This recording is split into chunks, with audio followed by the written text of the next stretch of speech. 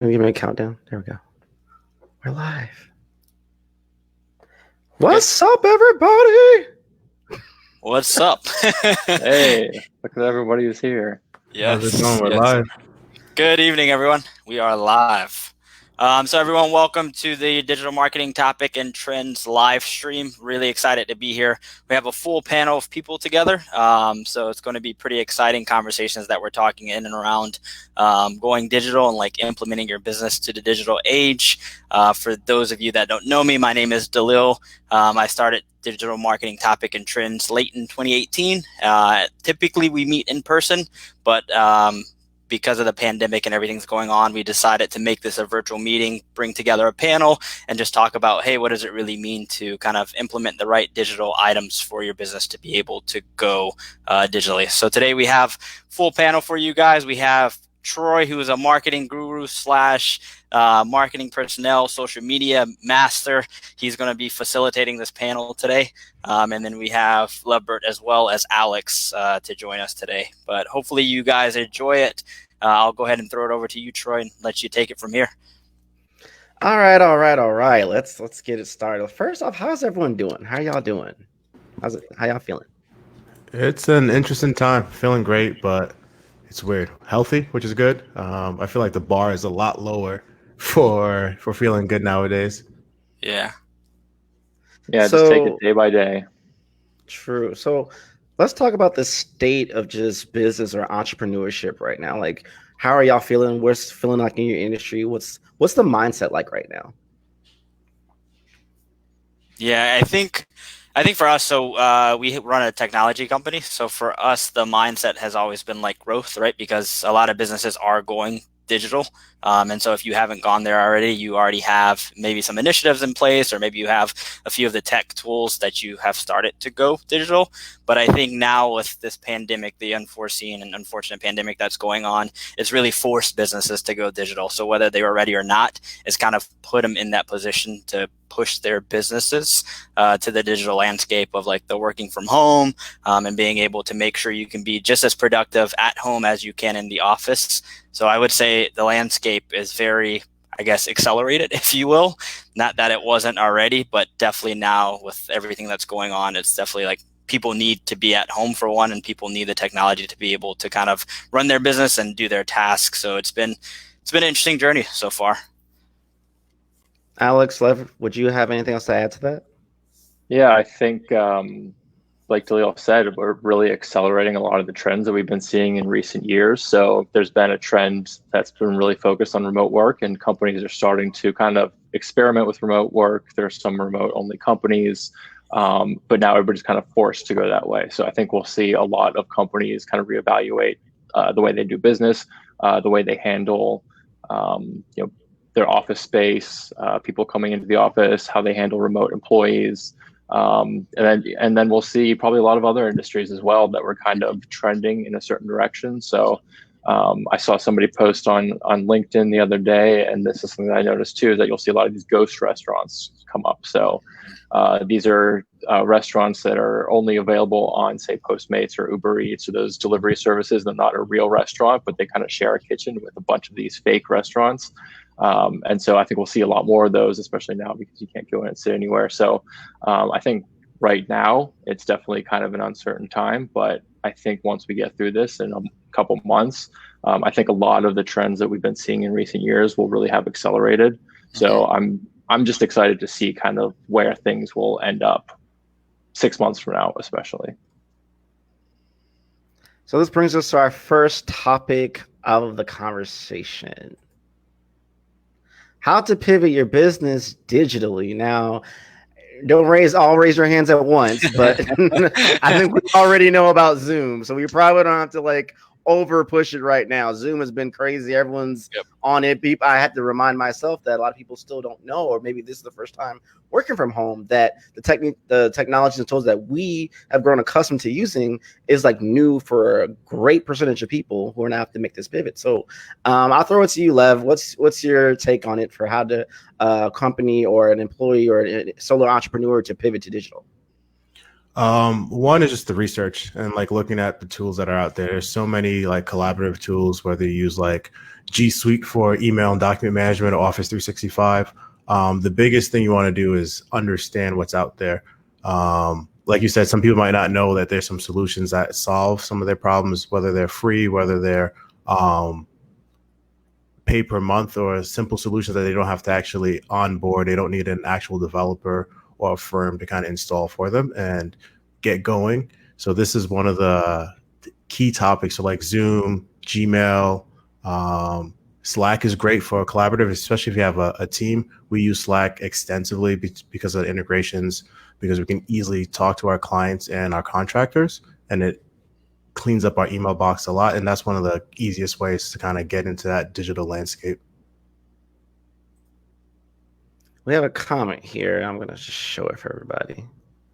Agreed. Some people are discussing what things they don't want to change back after the pandemic, especially, I can't read the last part, working from home. Can we talk about, as we're talking about the change or the pivot in digital, how hard is it for different companies to change? Is it predicated on your industry? Is it predicated on maybe the company's mindset or maybe the CEO's mindset? Like, what's the process in that to really adapt to that change? Yeah, I think there's a management style of people. Leaders have to always see people working. They have to look over people's shoulders. They have to micromanage, and I think they're really panicking right now because I think we'll see companies that allow their employees the autonomy to, get work done when they want, how they want, as long as it gets done in an effective way. I think we'll see those companies really start to flourish. So I was talking to one of my friends who, before this, mandatory work from home for everybody, he was saying at his company he was a little unsure of if they would end up going work from home because his manager needs to see everybody in the office. Whereas another company that I previously used to work for, they were the first one that I had heard of anybody. They were a few weeks ago where they went work from home. I think before, it was required from a lot of people. So, because they had that trust in people. So, I think we'll see a lot. I think, right now, I think people are really kind of feeling it out. I think it's kind of rough because people need to have their tools. They need to have their workspace set up. People aren't really prepared for that right now, but I think we'll see a lot of people get used to the work from home. It's definitely, I've worked for remote companies. I've worked remotely as, this full-time design business, and it's completely different than working in an office. So I think people need to adjust to that. You need to allow people the leeway to go out, run some errands during the day once things return to normal, go pick up their kids from school, take their dog for a walk, and I think sometimes people want to be always accessible via Slack, and they'll they don't want to seem like they're not available, or like they're quick to respond to emails and quick to respond to Slack, so they don't want to appear that they're slacking off. So pun intended. But so I think culture will definitely have to change, because I know some companies that have been 100% remote, like Basecamp, for example.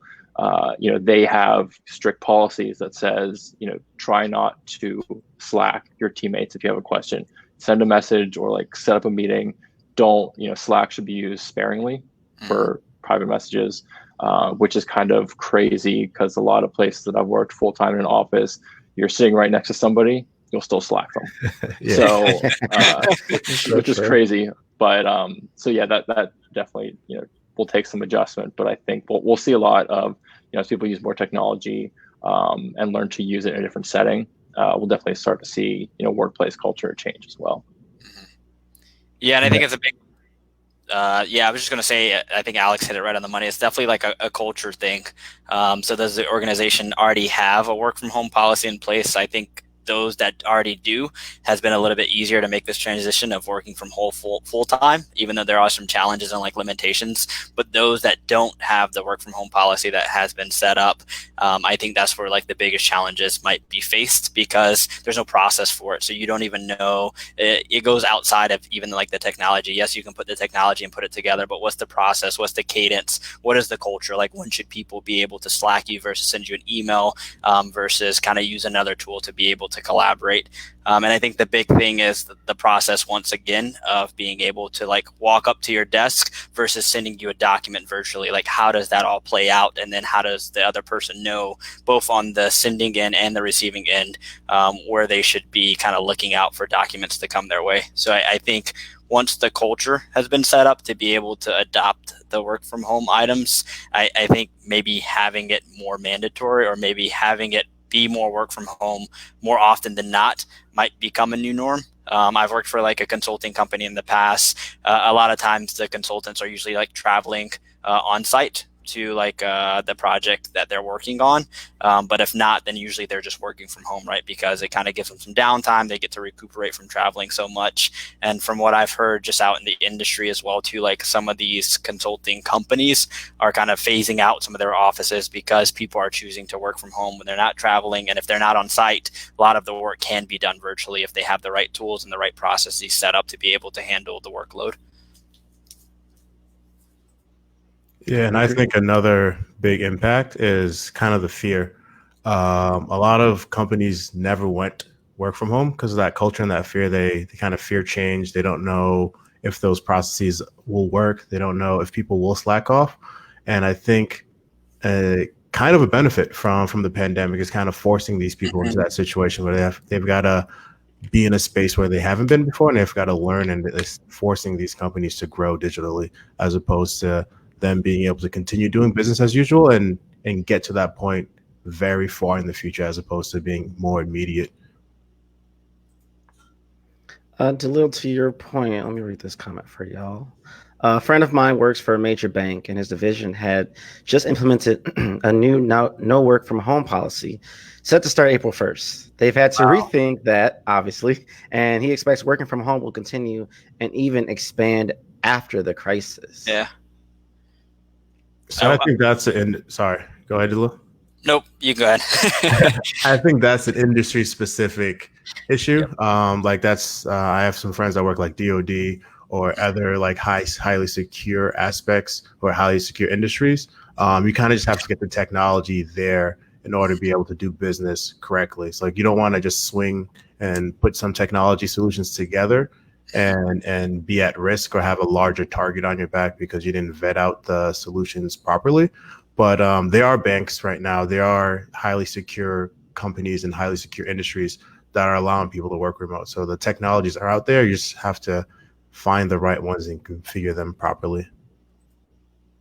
Yeah, I think also as I think about it from a design perspective, I think of the tools that we'll see emerge a few months from now, 6 months from now, to really tackle everybody working from home. So, you know, right now you think of Zoom, it's a pretty terribly designed software. It's pretty utilitarian, but it's the big one that's out there. And I'm sure a lot more video software collaboration tools will emerge. There are some out there that are okay that I've used in the past because I think, the one thing that's really hard is that in-person collaboration.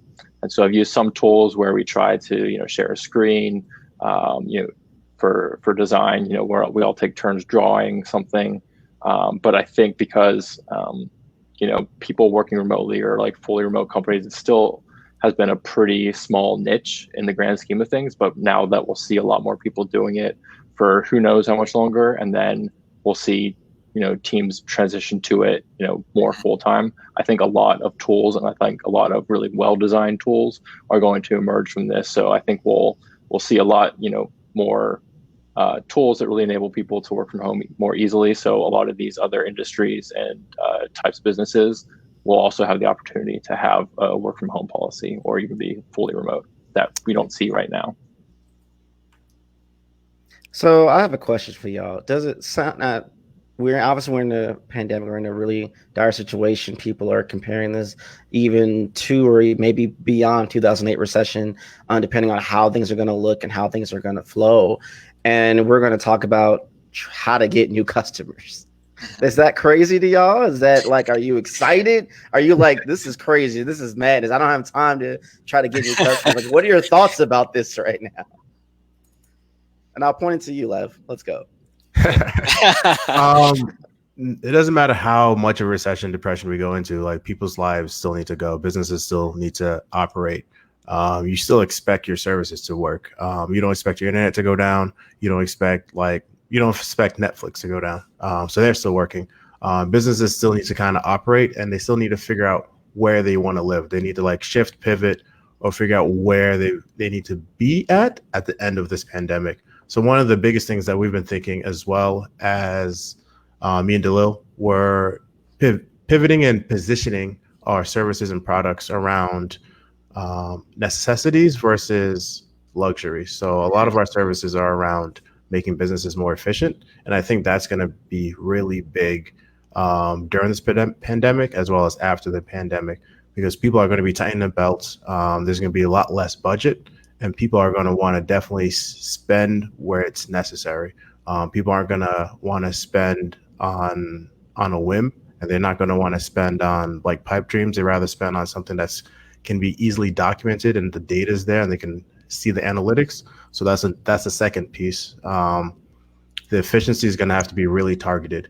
So a lot of businesses are going to have to kind of see that data and see where their spend might not necessarily be bringing the money in that they're spending. So like, instead of taking AdWords and just throwing money at random campaigns until you see what sticks, having it very targeted and having all the data behind it, and incrementally like turning the knobs and kind of moving forward, as opposed to, hey, we're just going to throw $1,000 in these two buckets. It's not a recession. Everyone has money. We'll figure it out. We can just charge customers more.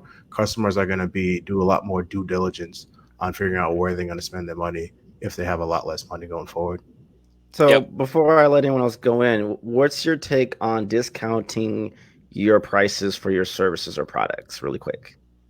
That's twofold. So one, I know everyone's hurting, and I can understand discounting your products. But the big thing is, if you're discounting your products at a disservice to yourself, and you put yourself out of business, you're doing all the rest of your customers a disservice, because you can't help anybody else. What I would recommend is, if there's ability for you to like have a product that scales, that you can, instead of going as deep, let's say, Alex, for you, for design, if instead of designing people's full experiences, if you can come up with a service or solution where you do like a homepage or an entry service where it's at a lower price, it gets people up and running, but it's not putting you in a position where you're doing all this work, spending all this time, and not being able to sustain your business. That could be something that's more beneficial. And on the flip side, I think we talked about this before, going for some of those bigger ticket items, going towards some of these companies that can afford your services, so that then you can have the flexibility to give some of those discounted products or services. Have a comment. Hey, Heather, what's up? Show your comment real quick. Where should the digital budget be spent? Security, or ease of use, or the software needed for a specific industry? I can take it. That's a good Levbert question. Yeah, I'm gonna you want me to go Yeah, let Levbert take it. I think it's good if he takes it, probably. That's very industry specific. So it depends on how big like your target, or how big your space is. So like someone else mentioned, they had a friend working in the banking industry. I'd spend more of the budget on security than on ease of use. You rather somebody's money take longer to get to where it needs to be than it not get there. So if something were to fail, a lot of banks and people in that industry, you're going by name, not really by ease of use. So if you heard your X bank lost X amount of dollars, that's a bigger reason for people to pull their money out of that bank than X bank has a terrible UI, or X bank's mobile deposit checking system isn't the best. It's much easier to kind of leave an industry, or for customers to leave an industry because of trust, than it is because of user experience. But user experience is big, so I don't want to take away from that. It also depends on your service. So if you're basically just showing people content, and if the worst case scenario, someone hacks the content, people might just have slightly different content, or servers might be down for a little bit, and it's business as usual, then spending all of the money that you can in making that experience for your end user to onboard more users significantly faster would make more sense. Hopefully that answered the question. think it did. And we're just confirming that you're suggesting more on security versus ease of use during this period. We're not saying that UX UI isn't important, but security in this environment would probably be more important. Well, more specifically, depending on the industry. So, like, if you're in the banking industry, if you're in like the security industry, versus like if you're managing, like if you deal with people's money as a service, if that's part of your service, definitely go towards security. If you're in a different space, whether you're let's say just the agriculture space, or you're doing like more along the lines of disseminating information. Let's say you're a knowledge site, or you're a knowledge company that kind of gives and creates content, making it easier for people to kind of find and procure that content might make more sense for your business. So the question depends on your business. Yeah. And I think one thing to consider, just to throw in there as well too, is like if you find software that's specific for your industry, they usually have some of those baked in security requirements into the platform. So that's something to consider as well too. Is like, hey, can you find a technology solution that might be easy to use and has a level of security because it's within your specific industry, so they know what to actually look for and what requirements need to happen there. And I'll funnel this question over to Alex, kind of back to our previous point about discounting prices and just pricing regimen. From your perspective, Alex, when it comes to kind of the industry design and creative from that paramount, is it better to try to target a specific customer or audience group that could pay the pricing that you want? Or do you make a second tier of products and services at a lower price point to maximize the volume? Like, where's your headspace that you're seeing in the industry from your end? Yeah, I know in my headspace and what I've kind of been considering, and even seeing some examples of some other companies that have been sending out offers, is that they kind of create this separate kind of offering that's like this smaller package or the special package just for this occasion with maybe a discounted price. So that way you can't really compare it to their other offerings, and like nobody else can say, oh, well, why did I pay this a month ago for this and now everybody's getting this for this? Even though obviously what's going on right now is crazy, but I think, creating, at least the idea that I've been flirting with, is creating some type of smaller package, kind of like an entry level, kind of what Levbert talked about, to kind of get you in the door, get you on your feet, help with your short term, and then also build up something that can be revisited in the long term to kind of have like a continued relationship. So even something like, right now, I think some of my clients, they really want to start publishing articles on their website. They want to connect with their newsletters, with their customers, updates on their company, how the pandemic is affecting them, what they're doing. And so those could be even more short-term, design things that I could offer, and then also build on to the future. So I think it requires, a lot of us are going to have to think of what we can offer in the short term, even if it's a little bit outside of the scope of what we normally offer, and then kind of build on it from there. So it's definitely a good question. I don't know if anybody really has the right answer.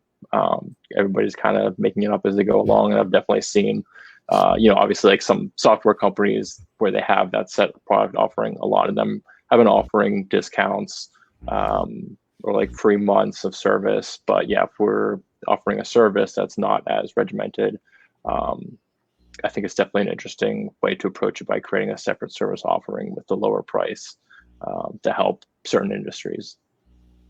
So, I was thinking about, the service industries and everyone else who are struggling through this time.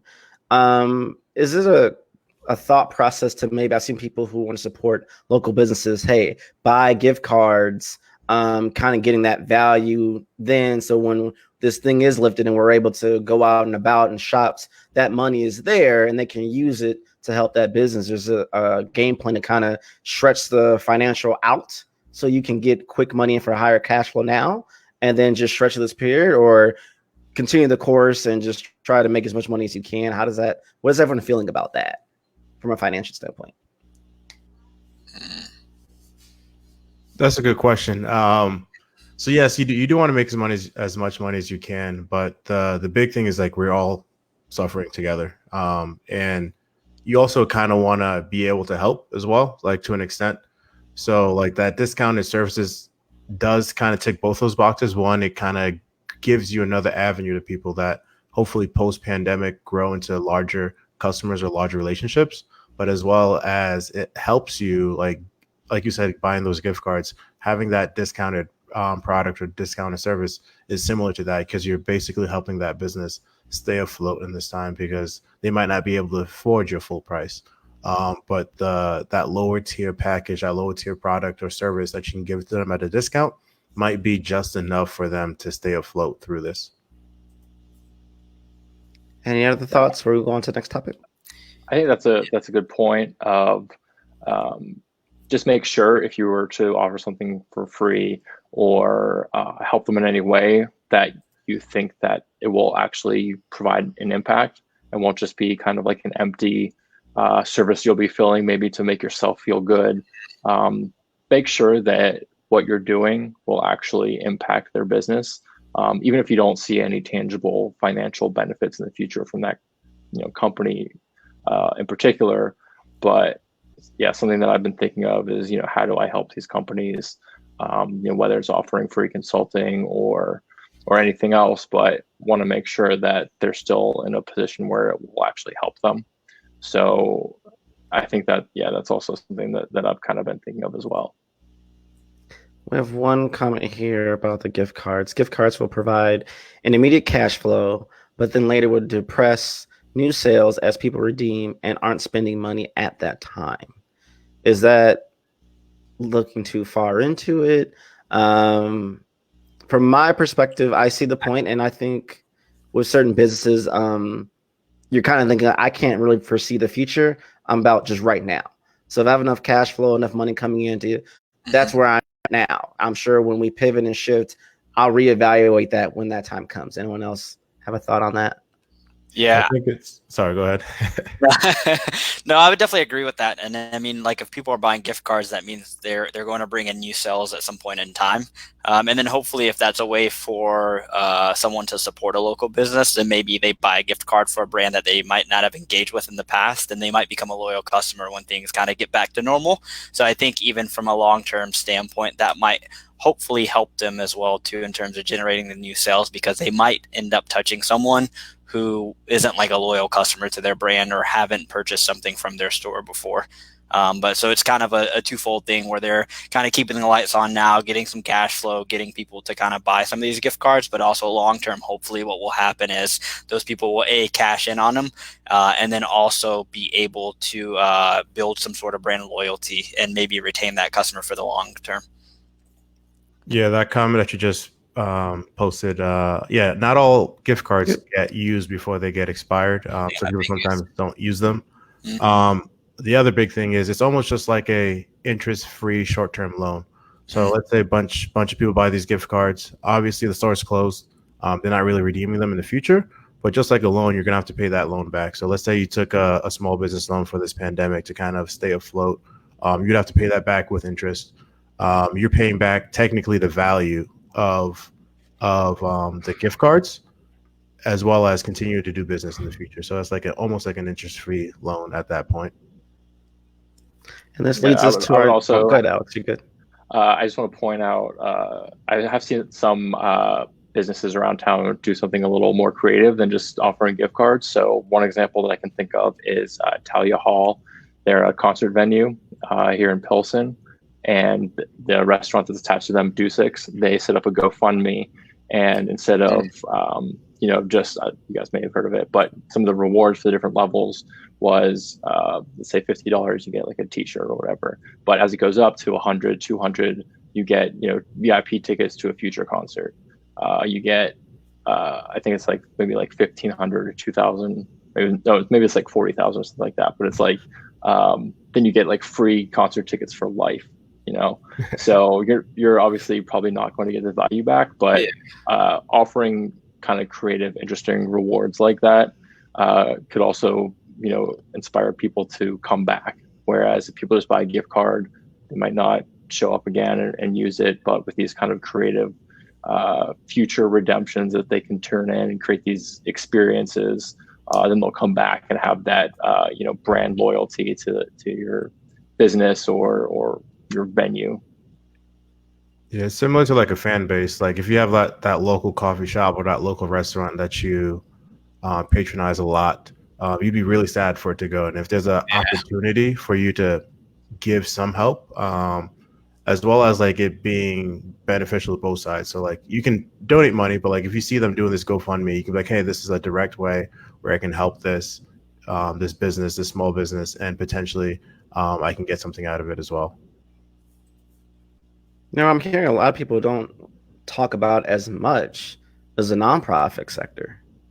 I mean, right now they're solely based on connecting people's emotion, being brand advocates, maybe subscribing to a monthly thing or a big lump sum thing. A lot of people aren't talking about how this is really truly impacting the nonprofit infrastructure as a whole.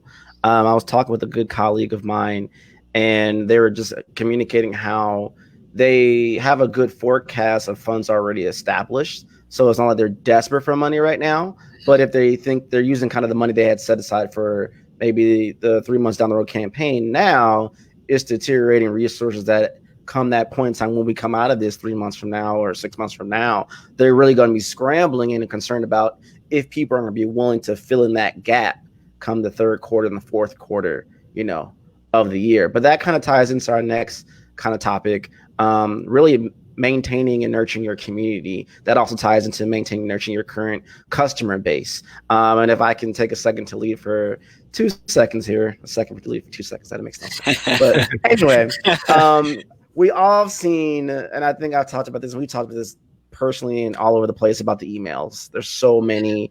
You'll see them from SaaS companies, tech companies, really anyone who ever has your email address, they're thinking, I'm going to send, this is what we're doing for COVID-19, or everyone's telling me to wash my hands in an email. Like, I don't need to know that. I already know that, or I'm aware of that. You regurgitating those same 3 tips, if it's nothing very unique, it brings no value to me. And if anything, it's giving me more anxiety. You already know that your audience and your community as a whole is on 10. We're just, there's a lot going on. I got my family at home. I got kids in the back. I'm trying to maintain the job. And maybe I'm trying to learn how to work from home and learn this new technology. What is a Zoom? Never heard of Zoom. The only Zoom that I know is from the PBS show back in the day. You know what I'm saying? So there's a lot of stress and anxiety. And to add to that, obviously a legitimate pandemic that people are unfortunately really are dying and being sick and dealing with all these other legitimately health issues here, that you telling me another COVID-19, here's what we're doing, isn't really going to work. That's not really going to cultivate my community, especially if I haven't heard from you in God knows how long. So that the premise for me to say all that, to say like the importance of still maintaining community during this time period. And I was talking with Amy Aaron, I think yesterday. And she was saying one thing brands should do collectively is not go dark. Do not go silent, because you're going to seem insensitive. You still got to run a business, and you still got to talk to your community. So that's where I'll leave. Anyone else want to take the mantle of what you're doing or what you're seeing being done well to kind of keep your community engaged during this time? I think being human, that term that everyone uses, the fact that no matter what size you are, you could be Walmart size, Fortune 500 size, or one person entrepreneur, you're getting affected by this. There is not a business, even if you're fully digital, there's not a business that I can think of that's not getting affected by this. And just being able to say, hey, we're in this with you, whether or not you're like directly supporting it. Just being able to know, like, hey, like I know like my neighbor next door is going through the same thing I'm going through. And if like the businesses that you subscribe to, that you patronize, or the community that you're building knows that as well, I think there's a certain type of camaraderie that you can kind of build and foster in that community. Yeah. Sorry, go ahead. No, I'm trying to like mediate the comments here. There's been like a surge, and I don't want to be rude. It's live, so we're still. So I'm gonna just kind of grow back a little bit. Who we got? Here we go. Here's an example. Let me see real quick. Sidetracks did a great job. All the gift card money goes to pay the staff, and the customer gets that exact dollar amount plus 25% back to use at the bar in the future. Wow, that's really great. nice. Yeah. And I think like the social sentiment too helps as well. So like me knowing that they're doing that, it kind of helps me make that decision as well. Yeah, I think one of the things to add to is just like continue to give like value. So it's a community that you fostered. I know Troy, we've talked about this. Just continue to give. Like I know we, like Levbert said, we're all in this together. And yes, we can easily go into like the scarcity mindset and say, hey, I want to retain or keep as much as I can. But try to think of like, hey, how much can I actually give within reason? Obviously, you don't want to like shut the lights off for your own business, but what can I be giving? Like the sidetracks, they're giving a percentage, or even if it's just like a little bit of your time, a little bit of knowledge, like maybe creating content on social media, or maybe just even reaching out directly, maybe coming across like a post, right, that hits your inbox for a specific industry and you're working with a client in the specific time, then you can like shoot over that information, said, hey, I saw this email, I thought it would be beneficial because of what's going on. Here's a great article to read. So continuing to try to always provide value and not try to keep it tight to the chest, I think would be a good thing as well too. So how much is too much when you mention COVID-19 or aka coronavirus or aka CV or whatever your acronym or word for to describe it? How much is too much? It doesn't matter what brand to talk about. I don't want to hear where it depends. Well, I guess it depends if you're a healthcare provider. If there's anyone on there, I'd love to, drop some comments on that. But just in general, what, from your perspective as both a user or a customer and a business person, like, where's that balance at? Personally, for me, I think it's all too much. Unless you're like a news outlet and you're broadcasting news about it. Everyone, if you don't know what COVID-19 is, you're having your bank email you about COVID-19 isn't the way you're going to find out. Like, it's tough loss. Like it doesn't matter what your brand is. Walmart shouldn't be in charge of letting people know what COVID-19 is. There's like the World Health Organization. You've got CNN, NBC, local news, Facebook, Twitter. Those can be the avenues where you get it. No one really needs to hear, like you said, washing your hand from a brand that you bought one item from 7 years ago that you forgot that you gave me your email address. Where they should be talking about is like the effects of COVID-19. So like increased working from home, potential loneliness because you don't have social interactions, how to continue doing business from home, how to make sure your internet's up and running. Like, what do you do to kind of like kill time while you're staying at home? Like new things you can do with your kid. Like, let's say you're an education company. You shouldn't be telling me about COVID-19. You should probably tell me like, hey, how can I continue my toddler to learn even though he's not in daycare? Or like, let's say you're a plumber, you shouldn't be, or like a plumbing business, you shouldn't be telling me about COVID-19. You should be saying, hey, here's some cool DIY house stuff that you can do now that you're home all the time. And we got a human connection right there. And I think, to your point, both of your points about tying into the mental health component, not only of yourself, not only of your employees, coworkers, and staff, not only of your customers, but just recognizing, like, give some wiggle room. So if you need to communicate with the customers and say, hey, we're just letting you know that be mindful that we may not be able to get back in touch with you as quickly. Our employees got family and other matters to attend to. So be patient with us. We may not always, we'll try to be as punctual as possible, but you never know. The child may go loose. You may feel a little sick. You may be stressed about something and you got to do a customer call or something may happen and you're just not on your A game. And that's okay. Because again, we're all humans here and this is all new and it's changing by the day and by the hour. So I do appreciate when brands take the time to make their employees first. And just saying, hey, we're setting this relationship during this period. This is what we're going to expect from you. This is what you expect from us. This is how it's going to work. And we're trying to manage everything accordingly. To your point, Lev, about the technology aspect, yes, please do communicate with me if things are going to be slower. Or so I know going into it, okay, I'm going to have to be very conscious about my time or my use of that software or technology and things like that as well, for sure. All right. And now, leading into our next topic is implementing digital infrastructure. Obviously, this was the the big whale of the night. So Yeah. don't all jump out at once. Lev and Daleele, y'all can rock, paper, scissors for it if you want to. Yeah. Feel free to knock it out and go for it. I can kick it off. So I would say in terms of like implementation, like what we do with all of our projects, the first thing that we like to come in and do is a discovery session, right? Is come in and look at your business currently. What do you have set up? What is your business built off of? Aside from the technology, a lot of times we come in these conversations just more inquisitive in and around like, how are you operating your business? How are you getting sales today? How are you getting leads? How are you doing marketing? What technology do you have set up, and kind of understanding from a big picture level, what are all the pieces that make your business run? Because the technology is obviously there to support it. It's not the business itself. So that's where I always lead and kind of come in strong and say, hey, before we even touch anything as it relates to the technology, let's understand your business. Let's get a clear sense of what it is you're trying to accomplish, how you operate today.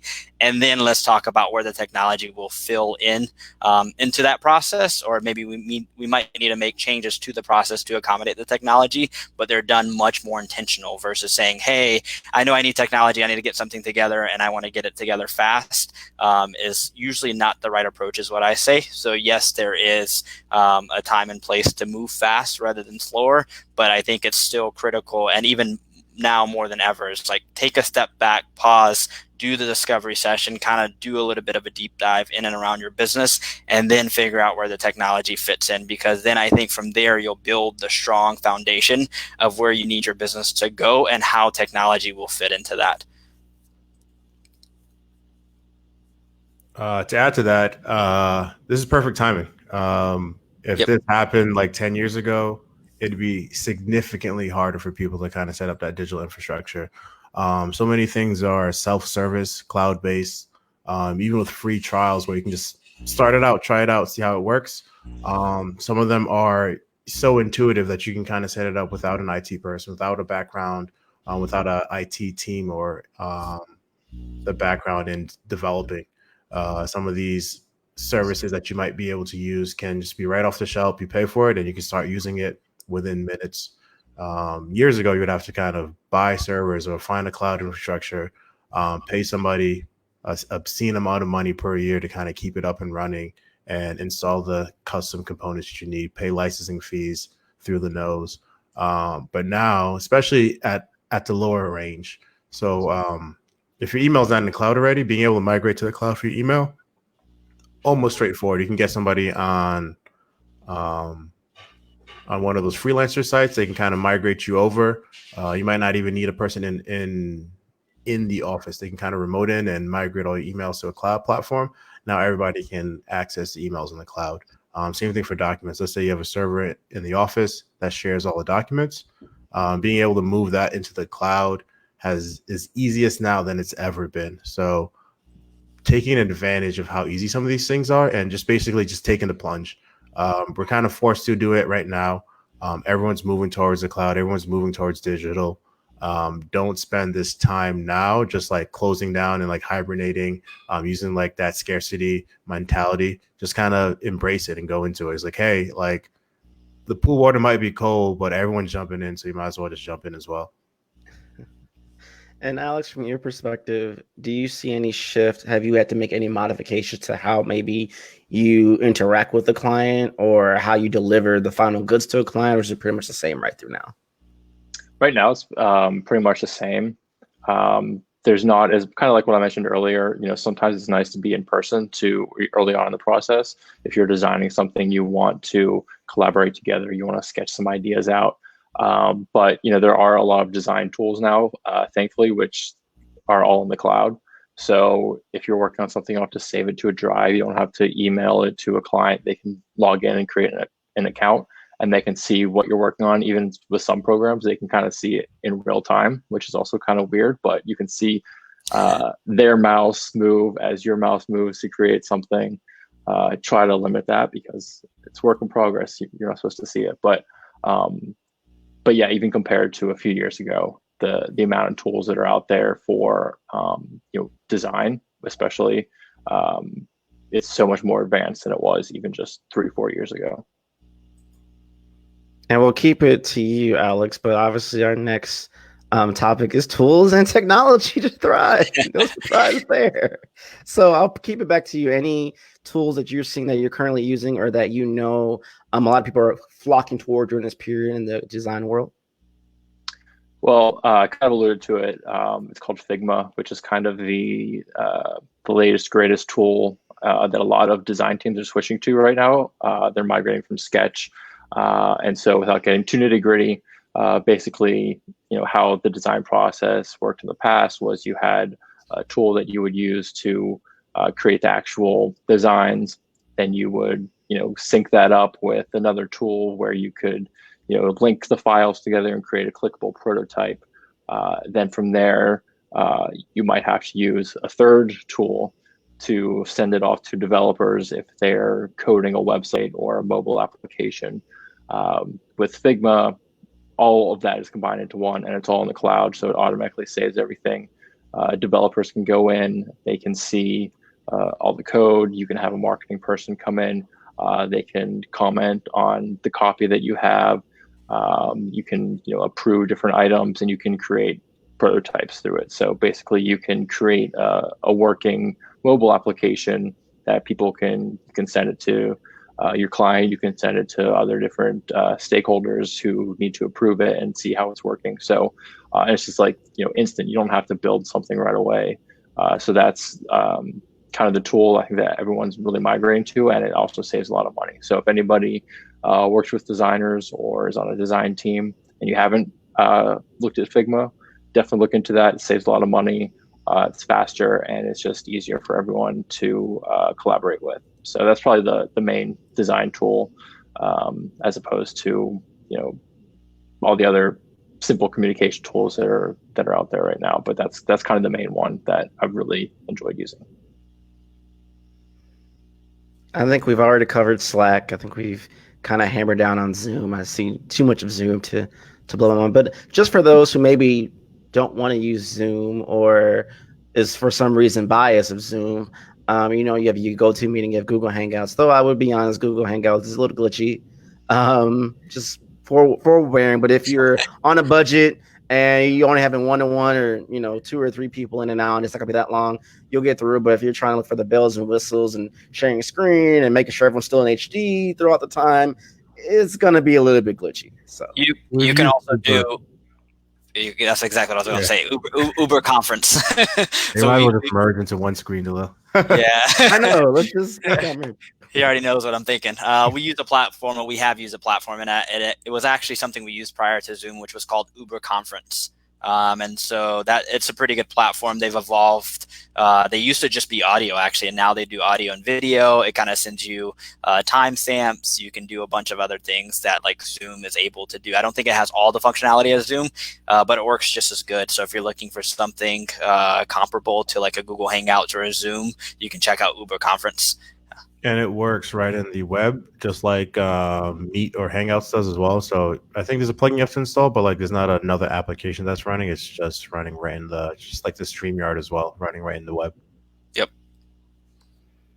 Is it better to have technology or software that's cloud-based, that you don't have to have anything really heavy on your Mac or PC, or what? Is there any pros and cons to that in any way, shape, or form? The biggest pro and con between those is having it in the cloud. For the most part, and this was a bigger con in the previous years, you wouldn't be able to do anything unless you're connected to the internet. So one of the design tools, I don't know if you use UXPin, Alex, but I know I've had some designers that I work with that if you weren't connected to the internet, you literally couldn't do anything on the application. Even though you could start designs from the application and like those designs are cached in your browser, you needed a direct connection to the internet at all times. So that's a big downside. But then other applications such as like Google Drive or SharePoint Online, Office 365, they know that you might be in a plane, you might be in spotty cell service, and they've implemented and they've created ways to work offline. So like some of the collaborative features obviously won't work, but you're still able to function at some level like you would with a desktop application, even though you're not connected to the internet. And the biggest pro for cloud would be you don't have to worry about anything. You can hop on anybody's computer. You can go to library. You can go on, if your computer breaks, you can go onto your significant other's computer. You can hop on your neighbor's computer, and all your items are stored in the cloud. You don't have to worry about updates. You don't have to worry about security patches because all of that is done for you from the provider. So I would personally recommend going fully cloud. The biggest fears back then was like, oh, what if the cloud goes down? If the cloud goes down nowadays, with the number of people that are on the cloud, you're not going to be doing any work anyways. If there's a significant amount of infrastructure that's already on the cloud, that part of your day-to-day probably wouldn't even work. The people that you're sending emails to are probably already on the Gmail platform or the Microsoft platform, and if that cloud went down, you're not sending those people any emails. So I definitely recommend going into the cloud. Cool. Anybody else have anything to say on that one? All right, I'm just gonna say agree. We're gonna go to the topic that I know, marketing essentials. Yay, I can talk now. I actually enjoy being a moderator. Oh, we're out of time. Like I can just interview people and just be like the in and just listening in. So it's like double watching live because I'm like, ooh, this is getting very exciting. I'm learning all these new things.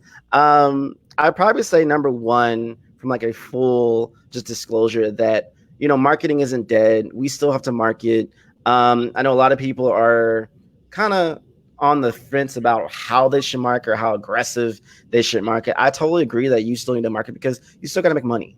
We still got to make money. Like, you got to think of the bigger picture here. Sure, apply your language with empathy. Definitely check your scheduler. I know we talked about tools. If you're using Sprout Social, Buffer, Hootsuite, Agorapulse, whatever your scheduler may be, please check. Some people still haven't checked their scheduler, and they're having some very insensitive social media posts going out at the worst times possible right now. If you're not on if you're not sure about your event that's happening, just stop the social posts. If everything's cleared up, and I would just recommend for this month and maybe next month, just stop using the scheduler for like anything event oriented right now. We just need to be more sensitive to that. And I get it. You put all this time and effort to, schedule this out a month in advance. And now you're kind of like, I don't know what I'm going to do. You can always reuse it later.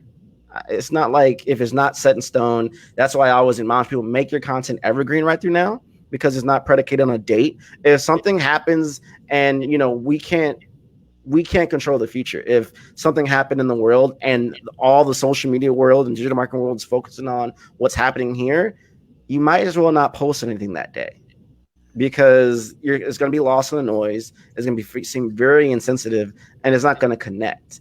But I do say during this period, you're going to see a lot of people revving up on content. So you might have noticed I've been revving up a lot on videos. Not that I wasn't doing it before, but surprise, we're all home now. So I have a lot more time to crank that out. And what I've seen is like 400% ROI of people reaching out to me, want to get on a show with me, or want to just talk about business and infrastructure and things like that. So use this time now for things that you weren't able to do them. But I will admonish you, and I'll wrap my spot up really quick, is don't try to do everything at once. You may want, I'm going to do a podcast. I'm going to do a vlog series. I'm going to write an article a day. I'm going to get all, because now I'm working from home. And I think I have all this time because I'm talking about my commute or anything else. I'm like, nah. Let's be realistic about this. That's not going to work. I'd say focus on one thing, and then maybe 80% on one big thing and 20% on just trial and error, and just see what happens. If you throw something 20% and it does really well, then maybe you should do it some more. But I would say invest on one thing and pivot that way. So definitely use video more, definitely use content more. These things are the very things we've been trying to tell you. And this is the reason why I've been using a lot more live streaming. Two reasons. One, I don't have to go through post-production and editing and clipping. And two, I'm doing it live, and I'm able to really just communicate with everyone out. With my brothers out here, we're able to just turn it right on, communicate, get the content out there. So I'd say I'd rather for you to get the content out there than to just try to make it look pretty, than just try to make it look perfect. Because now you're wasting time and resources that we have more people online than we've ever had in a really long time, if not ever. So utilize that time to, we talked about this, getting new customers, maintaining your old customers, collaborating as we're doing right now with other organizations and other businesses to kind of help each other through this period. There's enough pie to go around. We're not like, don't treat your customers like it's toilet paper, y'all. We're trying to just grab everything up and and just go all crazy.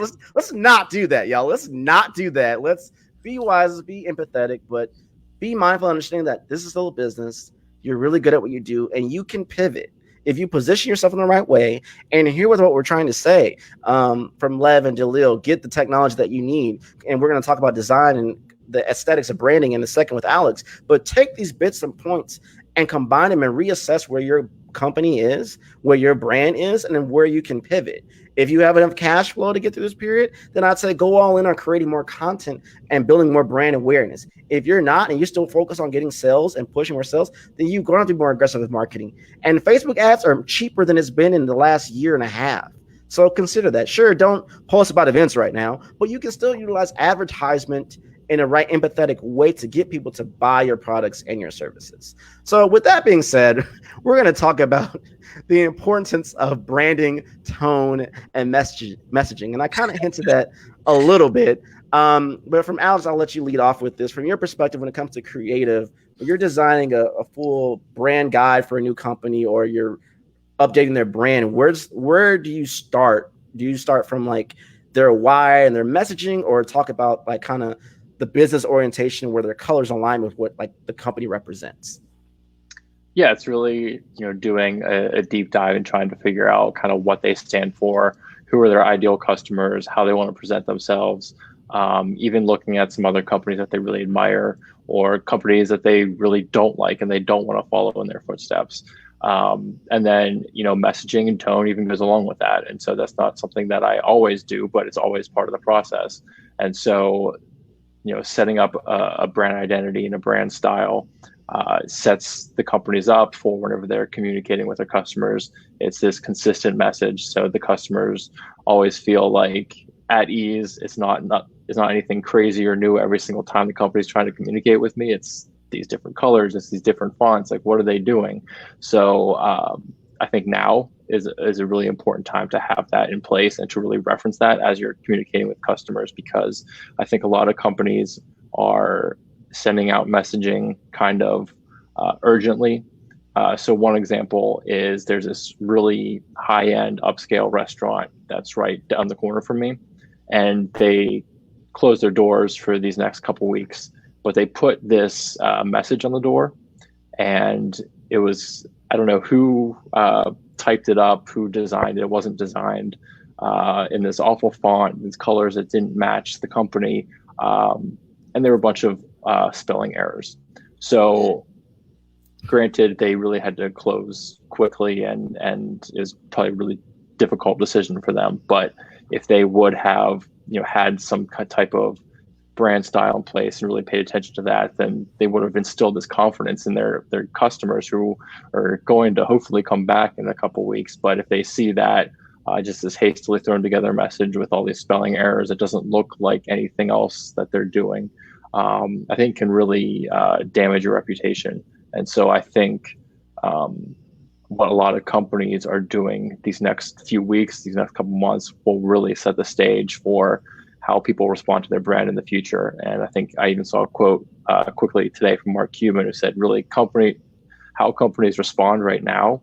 And he was, really referring to how some companies are trying to reopen, but, how they respond in these next few weeks is going to really influence their brand perception for years to come. So you really have to, pay attention to that and really be mindful of your branding and the message that you're trying to portray. Yeah. One thing go ahead, Daleele. Nope, I was just going to add. So whenever I think of brand, I always think about feeling. And so it kind of goes back to the human point. People always remember how you make them feel. And so that's how I connect the brand, is like, just be mindful, like Alex was saying, because they're going to remember how you made them feel, and that's going to stick with them longer than anything else.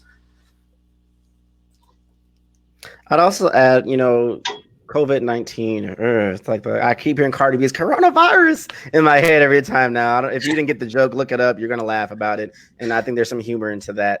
But if you pivot and make all your content about COVID-19 for the next 3 weeks, and you're pushing on courses and things tailored to that experience, let's say we get out of this by April or May or June, and all you did was COVID-19 for 2 months, when things go back to, now I won't say normal, but a new normal, now you're predicated on the situation and it's not going to connect. You're like, you gave me this discount here and you did this around about coronavirus and everything else. What's the thing after that? So acknowledging what's going on, but still kind of moving forward towards your goals and communicating that effectively. And I think with marketing and design and technology, all of this is essential to survive right now. Like, this is not a joke. You need technology to keep your systems running, to engage your community and your employees, and make sure all your products and services are working fluidly. You still need design and messaging to make sure that you're communicating the right aesthetic. It makes sense from the eye. It makes sense to the ear.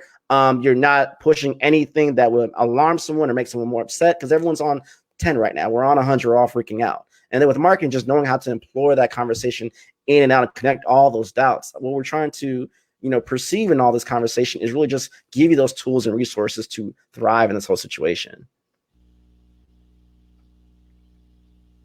Hold on, my banner's switching. Okay, here we go. So what I would like to do next is just give everyone, a few minutes just to talk about how you're helping your business and what can you do to help people who are watching now live or in the replay. I'll let you go first. Yes. So 2 questions. You said how we're helping our business and then how we're helping others. Yeah. So one is we've been really thoughtful of taking a step back and kind of looking at what this all means. Like you mentioned, people are jumping on, throwing courses up, but come 2 months or 3 months or even 6 months down the road, hey, is that something scalable for our business and still services that we're still going to be offering?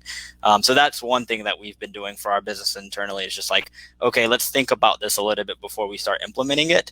And then the second thing is obviously okay, where does it make sense to pivot to? Because things are going to be changed for the good, right? Whether it's a certain behavior, it's a certain culture, whatever that may be, things are changing.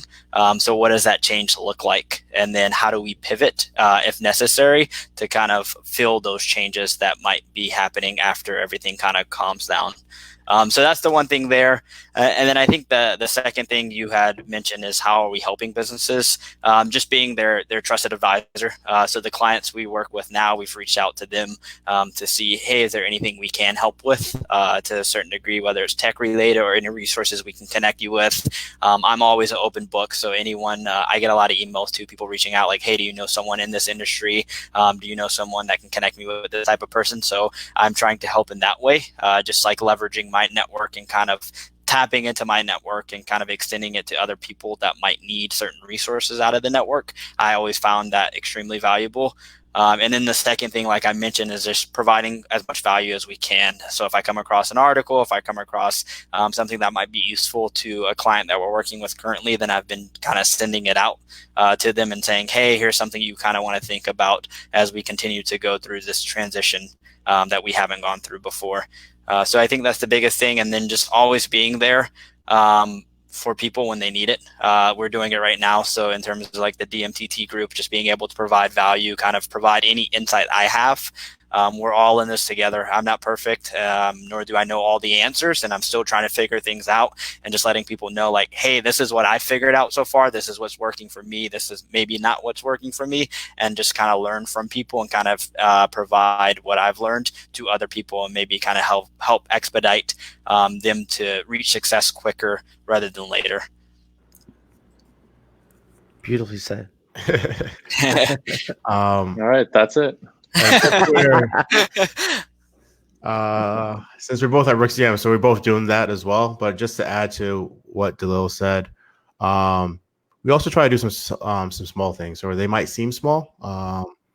It's not necessarily the products or services we offer. Like Daleele says, we're always open books. Sometimes it's just having a conversation with someone. It might not necessarily be about technology, but it might be. So instead of implementing something, we can just be a good ear to bounce ideas off of. Especially if you're not in that technology space and it's rarely new to you, and you're like, hey, I don't know if I should use Zoom or if I should use Uber Conference. I don't know if I should go to Outlook Mail, if I should go to Gmail. And being able to kind of hey, here's some pros and cons right off the bat, and here's some stuff that we ran into because we've done both of them. Instead of them having to go ahead and do that research, kind of helps them out a lot. The second thing that we do when we talk to people is kind of reassuring them that this isn't permanent. So it works in twofold. One, it's obviously we do want to continue to do business, so we want them to focus on still implementing items for post coronavirus, post COVID-19.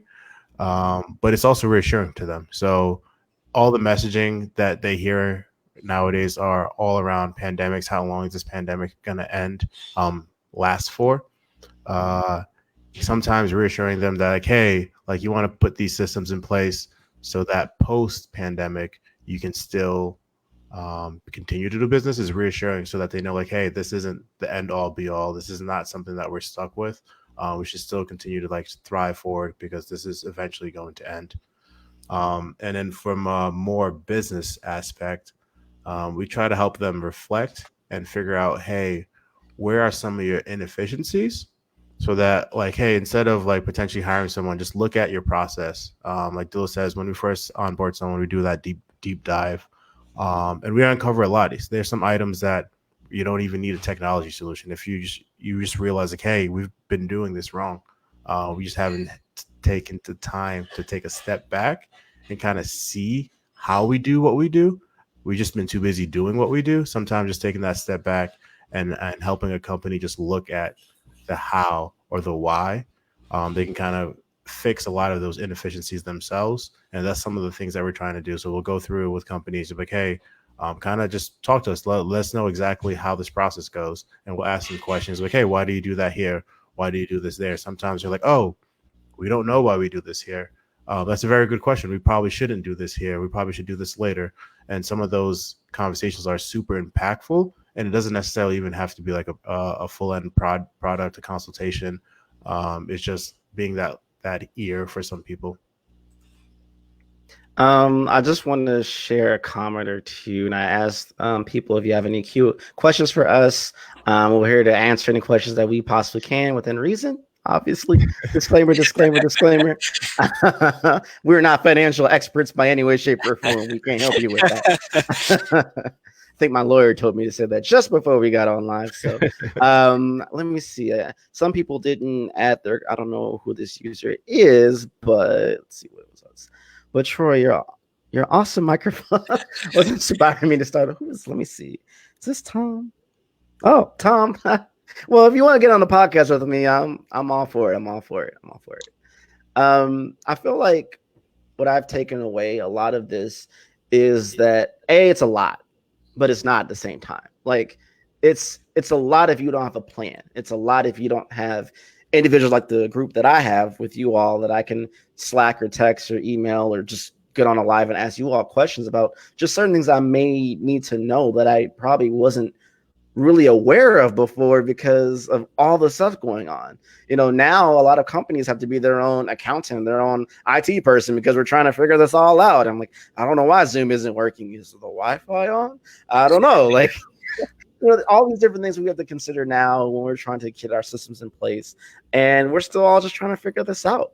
But thank God that we have technology, that we have infrastructure, that we can, you know, for a cheap, affordable monthly plan, bring on software and technology tools to do these things. But with Daleele and Levbert's points was that make a plan, maybe consult with someone with an expert before you just start throwing money at all these different things, thinking that they're all great, but if they don't all connect together, it won't work. Like a lot of people are using Zapier now, that it allows you, the whole point of it is to connect with many different technologies and stuff that don't normally talk to each other. So different things like that you might have to consider and have to add that as well to really make a unified system and process flow work better. And then on top of that, you know, to the design aesthetics, you may want to customize the visuals of Zoom. That way you have your branding there. So that way, even though it's a Zoom product, you have that brand authority there. So when you're doing a new group of potential customers, they recognize right away who you are. So don't forget about employing those design and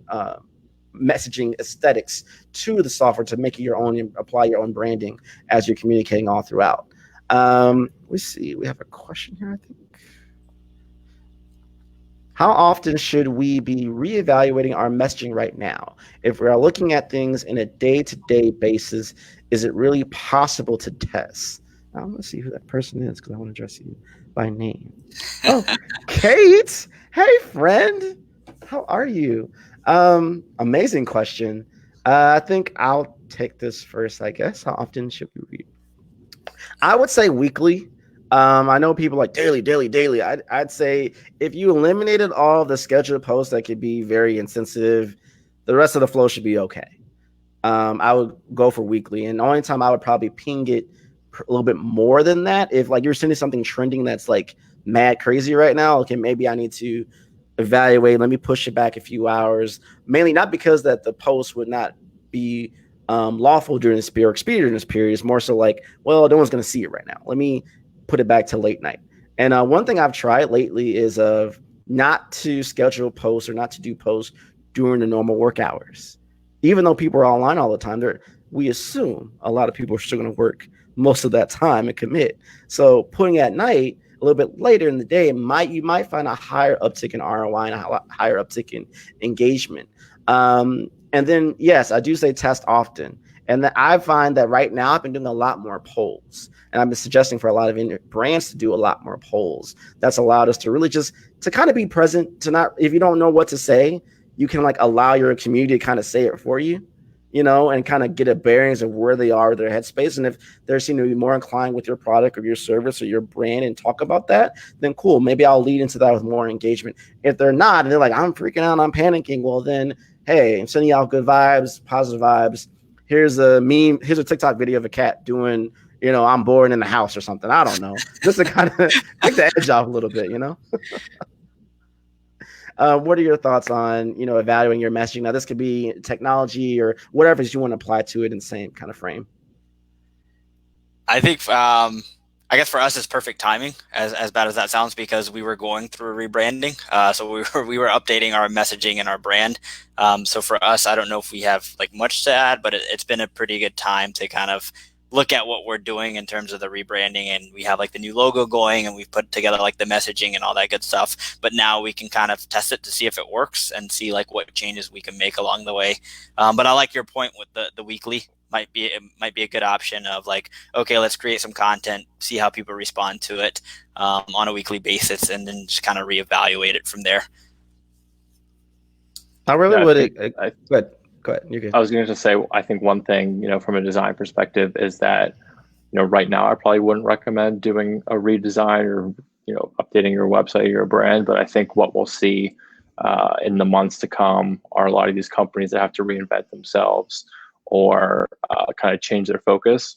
Then we'll see a lot of companies start to kind of like rebrand and refocus on what they're working on. So whether it's for the better or for the worse, maybe it's a company that laid off 75% of their people and they need to get some goodwill and they need to, change their name and their logo. Who knows? But I think that's kind of what we'll see a lot of in the next few months. But yeah, I would say now it would be kind of a risky thing because so much can change from week to week, hour to hour. Even had, a client that was going to be rolling out a new web or starting work on a new website with a new kind of identity, but obviously that's going to be pushed back because things could change. I mean, they could be targeting, changing the way they do business and targeting a different group of people. So I think, right now, these next few weeks, next couple months are kind of, touch and go, but I think once companies get through this and they have some clarity on who they are as a company, who their customers are, what their purpose is moving forward, then we'll see a lot of clarity in terms of messaging, design, all that type of stuff. And as I was doing the Q&A, correct me if I'm wrong, Alex, did I allow you the time to talk about how you're helping your clients and customers right now and what you're doing right now? Or did we kind of get sidetracked after Daleele and Levbert did their thing? We got sidetracked, but I'll keep it short. My apologies. I think, one thing that I'm doing, and I really appreciate the advice that you gave, because I was one of those people who, I've been wanting to do video, I've been wanting to do a podcast, wanted to do a lot of written content for so long. And then now I'm like, okay, this is the perfect opportunity to do it. And I just want to do all those things. So appreciate your advice. But I don't know what I'm going to focus on, but I'll definitely pick one and focus on it.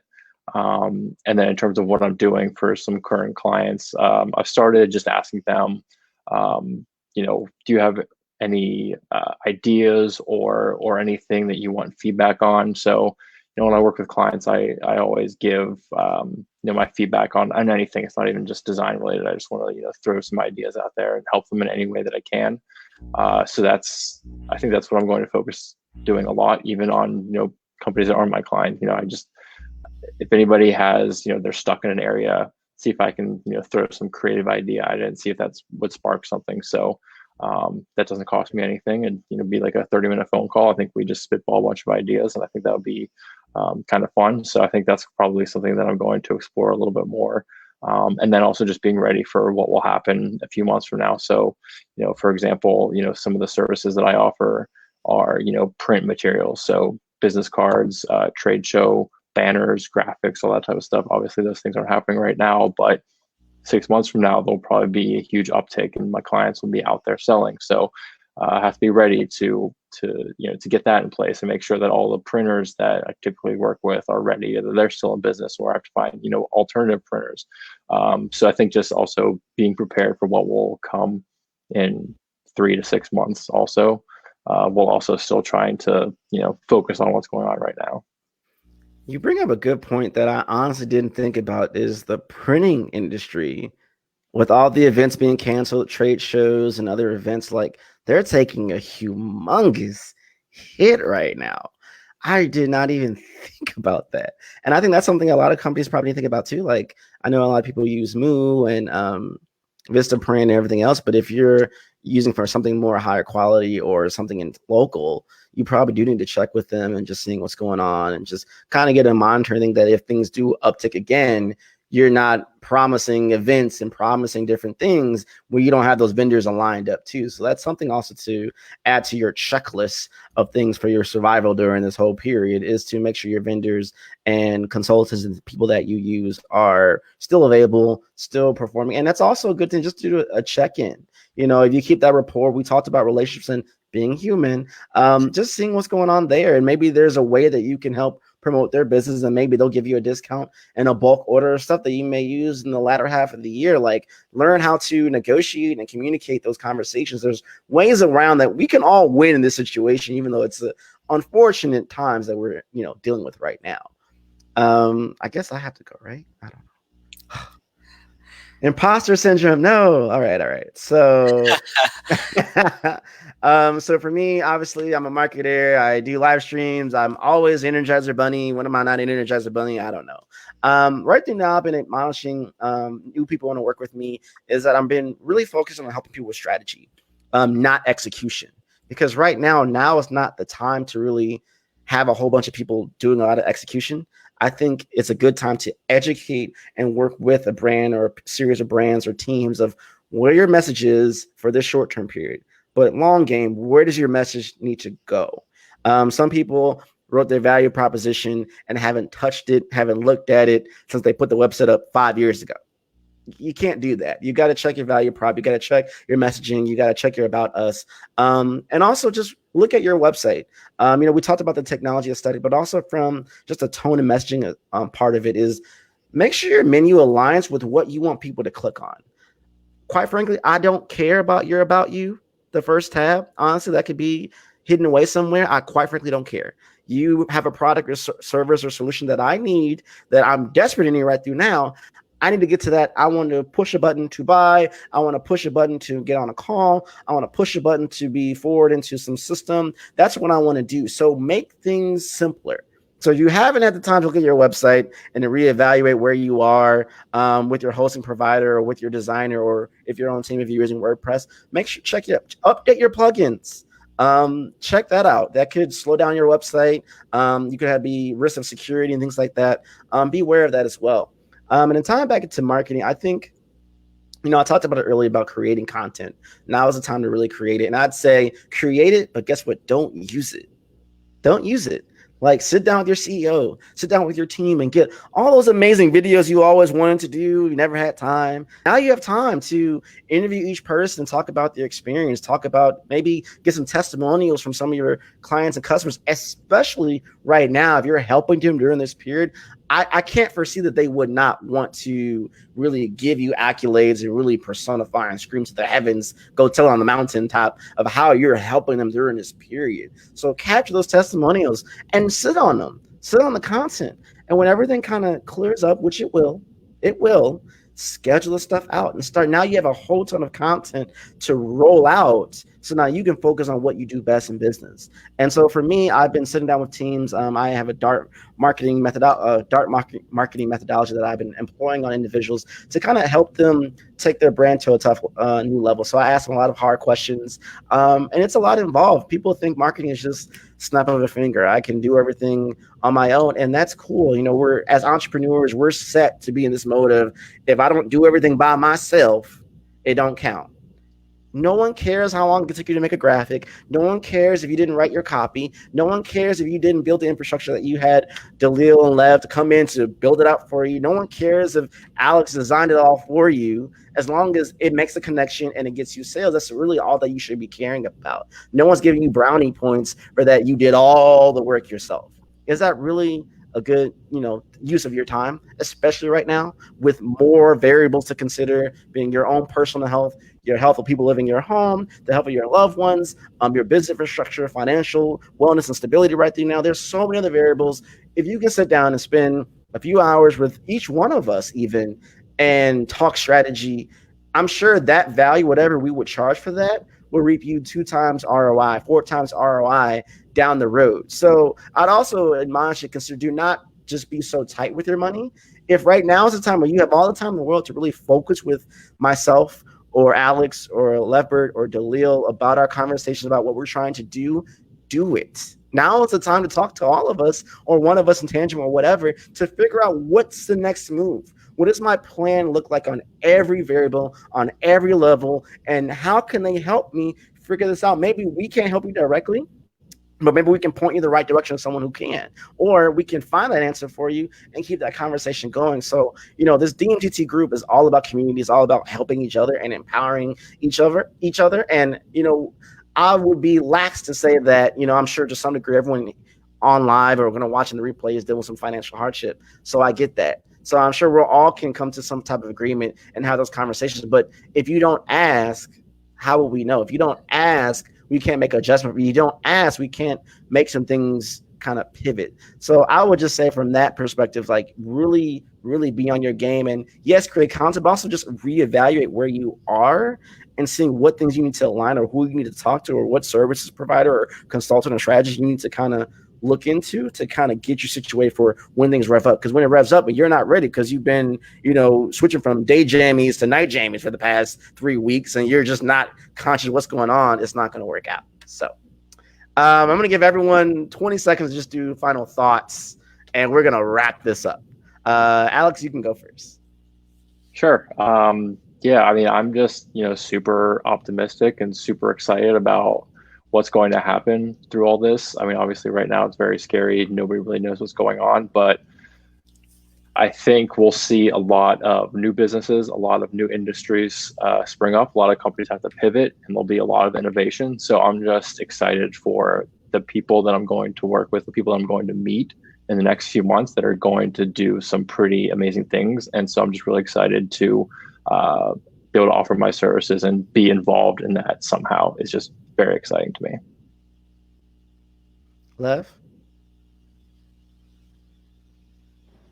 I'm also really excited, especially from the technology aspect. I'm glad in a sort of way, obviously not for the pandemic, but I'm glad that businesses are now being kind of pushed to adopt some of these technologies and being forced to change. I feel like a lot of businesses were being stagnant, were being technology adverse, where they could have been thriving. Like if they made some of these changes, regardless of the pandemic, if they made some of these changes prior, business could have been a lot better. Like whether it's adopting culture policies for working from home or moving more to the cloud or having a better relationship with your customers. I feel like the pandemic, although it's negative, it is forcing a lot of these discussions to happen. And I'm glad and waiting for the flip side. I'm waiting for all the conversations to happen, all of the technologies to be adopted, and how we move forward post-pandemic. Daleele, I can go next since I'll let you do your thing and close out for us. Cool. I'd probably say a few things. One, this isn't a moment where we collectively say, I told you so. There's no time for that. There's no time to wallow in, why did we not do this sooner? Why didn't we switch to digital sooner? Why did I not learn these programs? You couldn't have predicted all this to happen. I'm sure we try to, look ahead as futurists, as entrepreneurs, and be in tune with our industry. But this is a global pandemic that is severing a lot of different things. So I would say that yet, with that being said, there's a lot of opportunity here. And I know that sounds crazy to some people, but I'm personally excited that I think about it this way. I can use my knowledge, my skills, and my talents to help brands and businesses thrive during this period.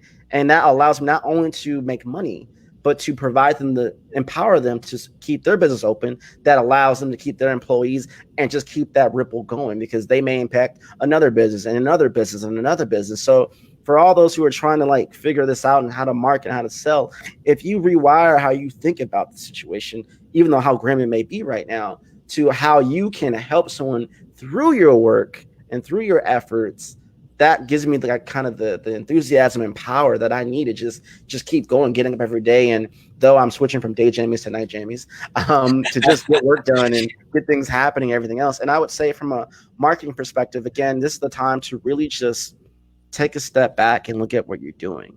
I've been telling people for the longest, you should do video. Not that I'm video biased, but that I saw that's where the whole industry, the whole consumer base is going.